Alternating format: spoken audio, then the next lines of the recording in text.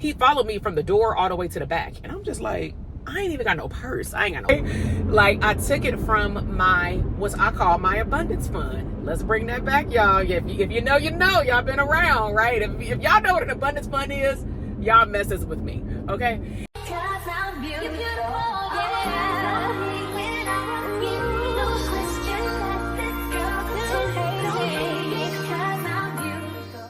Hey, what's up, y'all? Welcome to Lifestyle Luxury Hacks on a Budget, okay? We are in 2024 and just the world looks a little different. And so if you are new here, my name is Dr. TK, clinical psychologist and therapist business mentor, as well as digital product mentor. And I am here to talk to you today about not feeling like you cannot have the lifestyle that you desire, but it just may have to be obtained a little bit different. And so this is what I call my car chit chats. Part of this topic as well is sharing with y'all where I'm going today. So I have a membership that I pay once a month, and I can either choose between a massage, 60 minutes, or a 75-minute facial. So today I'm getting a facial. Definitely need it because it is super hot where I live at. It is almost 100 degrees. But I'm loving these car chit chats. I'm also loving the feedback that y'all giving me because it just makes me feel like y'all sitting here with me. Like, you know, y'all my online like Wi-Fi BFFs. And so let's go ahead and get into it. And so today's lifestyle hack is, I'm going to give you two. One of them is a material good and the other one is experiences. Okay. So material good, I decided to go all the way back to when I manifested my very first Louis Vuitton bag. Okay. So to give y'all some context, I grew up in a household where quality was valued from my mother and my grandfather. Grandmother, not so much. She just focused on like work and taking care of the household. But my grandfather for sure was like high quality, don't get no BS. And then my mom was all about like numbers of quantity, right? Like if you want one shirt, we get them in all colors. So that's the type of environment that I grew up in. However, when I started going to school back in the 90s, and I'm gonna say even 80s, clearly, I'm an 80s baby, is, you know, I ran into some issues with peers and not fitting in because I did not have the latest like tennis shoes, name brand clothes, or anything like that. Now, the crazy part is, even though I wanted it, I didn't feel like I was missing anything, primarily because, you know, we lived in a nice home, we lived in a cool neighborhood, and I still had nice quality things. Like my mom took me on a hellified shopping spree to like places back in the day, like JCPenney's. And back in that day, like in the 80s, you know what I'm saying? Spending $1,000 at JCPenney's take you a long way. And so I basically got whatever I wanted, but I was a good kid. But when I got into junior high, I started noticing that like the cute stuff was no longer in. It was more about like back in the day, the cross colors, the LA Gears, the K-Swiss, and all these, you know, things and the bands.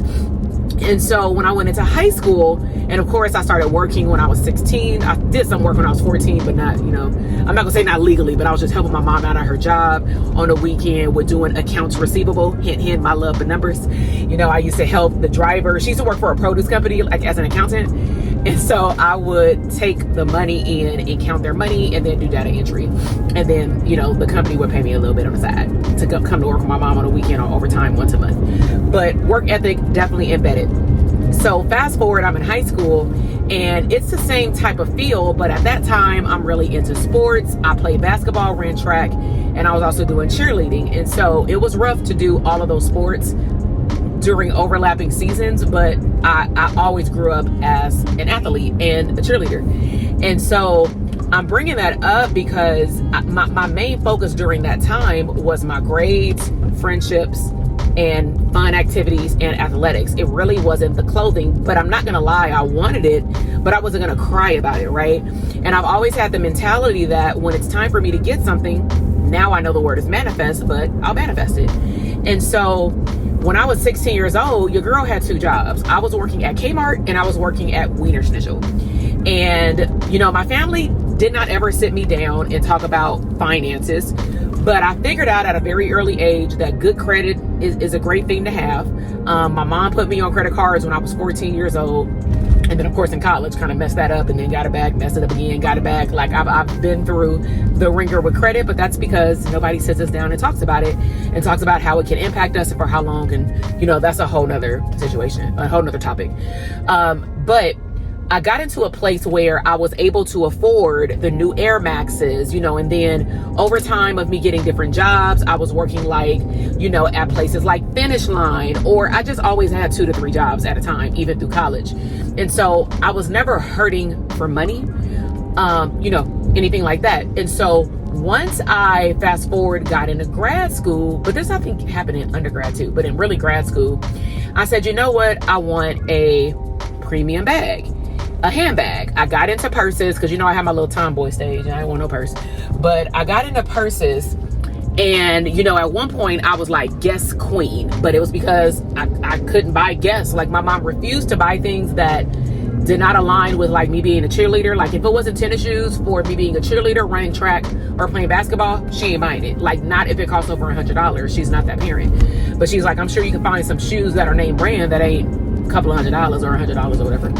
So that's what I did. And then I got my own money and I bought my own stuff. So fast forward, I got my little dupes, downtown LA, if you know, and it was way more accessible back then. And what I started to notice was that when I would invest in something that was cute, but it wasn't high quality in terms of the material, it just kept breaking. So I must have had let's just say 3 to 4 dupe Coach purses, 2 dupe Gucci bags, 2 dupe Louis Vuitton bags. And at one point I was just like, now I know that the real one ain't breaking like this, right? So that's where I first started teaching myself the benefit of, I will benefit from quality if I just buy something that will last a long time. And I started to see that more so with my clothes, because like I said, I would invest in Guess clothes at one point, buying all the 7 jeans. And I would just notice that as long as I ain't gaining weight, you know what I'm saying? All of the stuff that I would have would just last me for years. And I'm like, where has this mindset been? And so I went to, what was it called? Century City Mall. I'm not going to lie. I did not have a good experience when I was looking for my first real Coach bag. Okay. And you know what? This might be a part 2. I'm gonna do the airline separately because I don't want this to be too long. I'm just gonna put, throw them out for motivation. And so for the handbag, I went to Century City. If you're familiar with Southern California, Century City is not diverse. Okay. With me. Okay. So I wanted a Louis Vuitton belt. And I actually wanted a Coach bag, but I was willing to look at a Louis bag as well, just like all the bags, right? And I had the money. I had a budget in my mind, and I'll talk to you about how I was able to eventually buy my first Louis bag. But I went into Louis Vuitton store primarily to get a belt, and it wasn't that big. It was probably the size of this truck, the store. And the security guard, that was black, he followed me from the door all the way to the back. And I'm just like, I ain't even got no purse. I ain't got no backpack. Why are you following me? I'm not dressed inappropriately or anything like that. And so I went into 1 or 2 stores like that. And that's not the first time in my life that has happened. Even as a doctor degree, it doesn't matter. If people feel like you can't afford something, they'll treat you as such.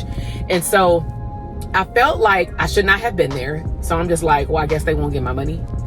And so I end up going into the Coach bag, and I end up seeing, the first Coach bag that I bought. So from there, it was over. That bag was let's just say $120. That was a big deal considering my Guess bags at the time was $25. And hell, probably cheaper if I go to the outlet.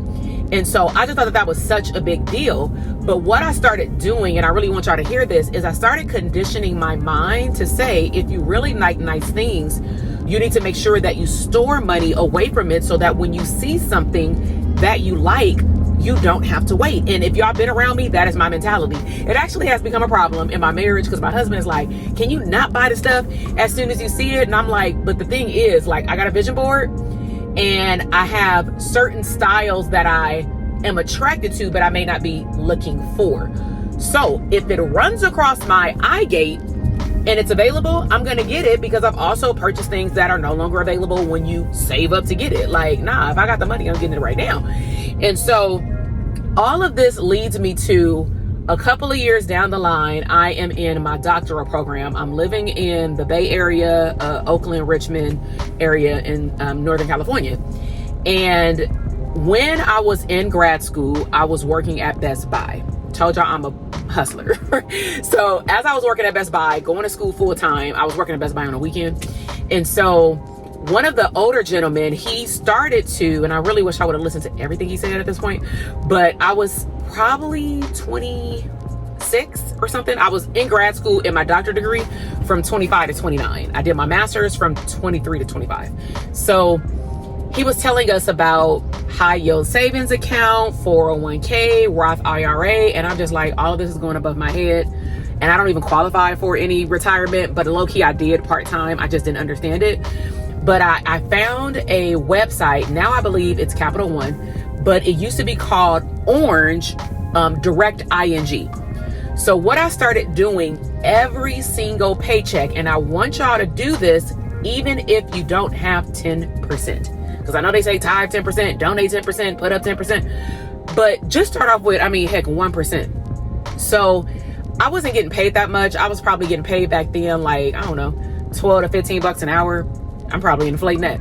And so I decided that since I was getting paid every other week, I would put into this account $25 every single pay period, no matter what. So I looked at the $25 mindset wise, very similar to a bill, meaning it has to get paid. I got to the point where I didn't want any mishaps with the payment that I ended up putting it on auto draft. And then I got so savvy or savage where I went into the online direct deposit for like payroll, and I made it where I don't even see the money, out of sight, out of mind. So if you're having a hard time saving up just to save, it ain't got to be dedicated to nothing, even though I think it's good to allocate your money to certain things so that you could be motivated. I didn't have an allocation at the time until later, but I said, I'm gonna put away $25 every 2 weeks. Now, of course, when I would run into overtime, Black Friday, or if I picked up, which I did, work study at my grad school, because I didn't need extra money, because I had that from like, cost of living expenses or whatever that was granted per grad school. All extra money really was like play money to me. And so what I started doing is just dumping extra money in there. So let's talk about inflation. I decided, I did my research, I wanted the speedy 30. I think I may have wanted a bigger one or maybe a smaller one, but I went to Vegas for my birthday weekend, and I'm like, I'm gonna get my first Louis bag. Now, this is where mindset plays a significant role. Before even I bought my Coach bag that I told y'all about, I had it in my mind that this bag was way more than what the price tag said. So this is why when you get into like mindset shifting and manifestation, they tell you, go look up what you want and actually see how much it costs after you declare that you want it. Don't do it before you declare that you want it, because then you're going to see the price tag. And if it, for whatever reason, doesn't align with where your money is right now, but that's not the point, then you'll mess around and tell yourself you don't want it anymore because you can't afford it right now. But see, here's the thing. You shouldn't be making a vision board based off what you can afford right now. You should be making a vision board about what you desire and what you want. It doesn't matter how much it costs. All that matters is that you want it, right? Because that's going to be connected to your emotions. That's going to be connected to your why. So, and I also realized over the last years that I'm not getting bags to please nobody, right? And so some people may say, oh man, I had people tell me in the DMs on Instagram, like, oh man, you're not supporting black companies. I'm like, my whole damn business supports black people. Like, you better calm down. My whole psychology history supports my people. You better get up out of here, right? But some people may think it's materialistic, but then majority of my community, y'all, it's just like, girl, tell me how to save the money. Tell me how to take the vacation. Tell me how to take off work. Tell me how to start a business part-time, side hustle, whatever. And so that's what we're here for, okay? And so I started putting money aside, and all of a sudden I was able to get the bag. So where I was going with this is, I originally thought the bag was like, no lie, thousands of dollars. When I looked it up finally online, it was like, back then, y'all, $600. That's why I brought up inflation. This same bag, now granted, that was like, I don't know, 2028, or something. I'm gonna make up a year. Let's just say if it was 2008. It's 2024. So I believe that my handbags are an asset. Me and my friend talk about this all the time. She's a financial psychologist, and she was like, man, the way I hear you talking about the bags, and because I watch like other people that are actual collectors of like luxury bags, this stuff is like not no garage sale type thing. Like, this is an actual asset, because of the return on investment. I mean, I bought a bag for $600. I need to probably take it to the Louis store and get it restored. There are some little cracks or whatever, but still it's aged and it's beautiful. I love how the cow leather turns colors, because that's how you know it ain't new. But I went to the store at first, man, oh man, I thought I almost lost the bag, y'all. So I'm talking to a guy in Vegas. I remember I was at Caesar's Palace. No. I was at the Aria. I was at the Aria Hotel. That's when it first opened Crystal Shops, like back then. And so this guy, he was looking at the bag, and he was looking at different ones. And me and one of my friends were there, and he was like, what do y'all think? Would y'all like this bag? My wife was like, your stature, your height, how would it look if you held the bag? Hold the bag like like how y'all hold it, and I'm an older white guy. And so we were both holding the bag, and I started talking to him about the bag that I wanted. And I'm like, this is why I love this bag, because it's not too big. This bag feels like a duffel bag, but this bag is just perfect. It's everyday living, blah, blah, blah, blah. And he was like, you're right. I'll take this bag, right?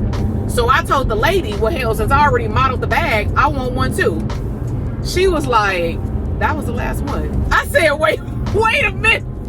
I was like, wait. So she was like, wait, let me look in the system. So she looked in the system, and she said, they have another one at Caesar's Palace. So we went over to Caesar's Palace. They had like 3 of them or whatever. So, I went over there the same day within an hour and got my bag. And I was so elated. But guess what? Because that worked for me, and because I stacked up my money, which meant I'm not taking from my rent money, not taking from my kids' daycare money. I didn't have kids, but I'm just saying, people be doing that, right? Like, I took it from my, what I call my abundance fund. Let's bring that back, y'all. If you know, y'all been around, right? If y'all know what an abundance fund is, y'all messes with me, okay? And so that was what is now my abundance fund. And your abundance fund can fluctuate based off of your overflow. And so the moral of the story is, you can get whatever you desire. This is like your motivation to declare what it is that you want, whether it is a good or whether it is a life experience. Whatever your luxury is, you define what luxury is, then you go after it. Matter of fact, let's switch it up and talk real. You get after it, right? So let's recap. I started a high yield savings account. I'll link some websites down below, like Capital One, American Express. All of these are completely free. They have a very high return on your deposits in your bank account versus the regular bank, which gives you 0.0001%, which equates to like 10 cents at the end of the year that you have already been taxed on, and you're gonna be taxed again. At least you get to earn more money. Like right now, as of July 20 or August 2024, like these high yield savings account are like 4.25%, right? And even when I'm gonna say times were rough, I don't want to say the market crashed, I mean, it still went down to like 1.5%, 2% versus the bank was still at 0.0001%. They ain't changing that, right? And so get yourself a high yield savings account. I also recommend high yield savings outside of your regular bank, because it's out of sight, out of mind. Believe me, you may be the best saver, but if you're wondering why you can't save the amount of money that you want, it's probably because you're looking at the money every time you log into your account. Out of sight, out of mind. Even if you run your own payroll, you go into your payroll system. Most payrolls, like Gusto, I'll link that below. Gusto payroll is like by far one of the best payroll companies. Like right now, I've tried ADP, I've tried Intuit QuickBooks, I've tried a lot of them. I've tried Bank of America. By far, Gusto is the best one, all in one stop shop. So I'll link that up for you, where you can do like a free trial and get some money. And so with Gusto, you can log in as long as you're an employee. For a contractor, you can't split up the payment. But I can go in and split up my direct deposits when I pay myself into like 2 to 3 accounts. So I can go in there and say, you know what, I really want to save up for an upcoming trip. So starting August 1st, I'm going to allocate $100 every time I pay myself And then you can dictate where the bank, where they send the money, like which bank account. But get yourself a high yield savings account, out of sight, out of mind. If you don't have the 10% to donate to your abundant self, start off with 1%. Start off with some type of dollar amount. Just get committed. I don't care if it's $1. Just start off transferring $1 every Friday. It may sound crazy, but what you're doing is, in the beginning, it may not be about the money. It's really about the habit. Okay, so create a habit of transferring money for yourself. You can do this for your children, but then don't forget about what you're going to allocate it to. What do you want? And I don't want you sitting here counting like, oh my God, it's going to take me forever if I can only transfer $5. You never know what blessing is coming your way, but you have to do the mindset work to attract it. And so if you're constantly focusing on the fact that you're never going to get it, then guess what? You're never going to get it. Okay. So in one of my future chit chats, I am going to bring this back and talk about luxury hacks on a budget, abundance funds. And the next time we are going to talk about how you can, in phases, manifest, if you desire, first class travel.